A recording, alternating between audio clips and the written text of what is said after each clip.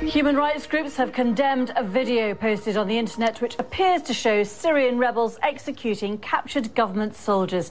Amnesty International and the United Nations say that if the killings are confirmed, they constitute a war crime. Well, the BBC's Jim Muir reports from neighbouring Lebanon. He told me that even though the contents of the video have not been verified, it is likely to be genuine.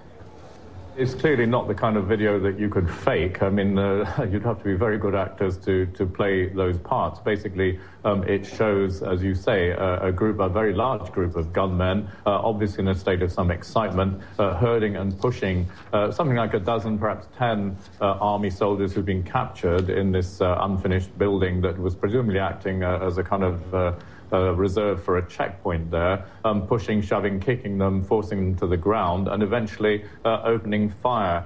You can see the building there is kind of unfinished building, the kind of place where troops who are manning a checkpoint would be resting and sleeping and so on. The prisoners are kind of herded to the ground there, pushed and kicked and shouted at. And then the fighters open fire, and you can see, I don't know how much you're going to show of it, but you can see the bodies kind of twitching as the bullets are pumped into them. Very ugly scenes indeed, the kind of thing that has already drawn condemnation from international and local human rights groups, reminiscent rather of some video that appeared a few months ago from Aleppo, where a group of rebel fighters summarily executed some Shabiha, that's the pro-government militia, who they had captured.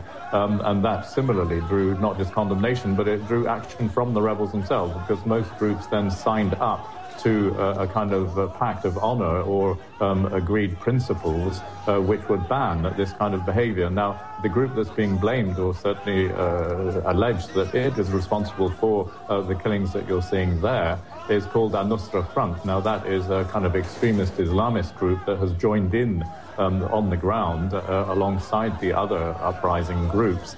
And it is being blamed for this particular set of killings. And Hillary Clinton, the US Secretary of State, has warned that these radical types of Islamist fighters are trying to hijack what's going on in Syria. What responses has that drawn? Well, it has not gone down at all well by the opposition as a whole.